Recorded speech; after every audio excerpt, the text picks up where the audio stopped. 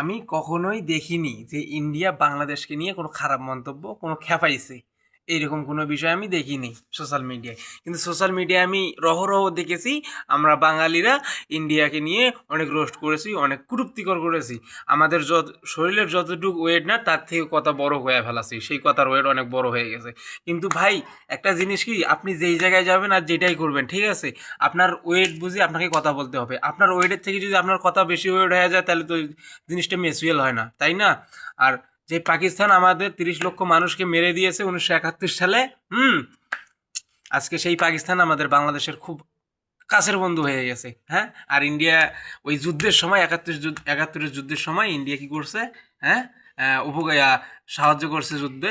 এখন এইদিকে দিয়ে আবার আমরা কিছু কিছু লোক বলবে বাংলাদেশের, হ্যাঁ, বাংলাদেশের এই যে আসাম ছিল, ত্রিপুরা ছিল, হেটা ছিল, আরও অস্ত্র অনেক কিছুই নাকি নিয়ে গেছে। আরে আমি কি দুধু খাই নাকি, আমি বুঝি না?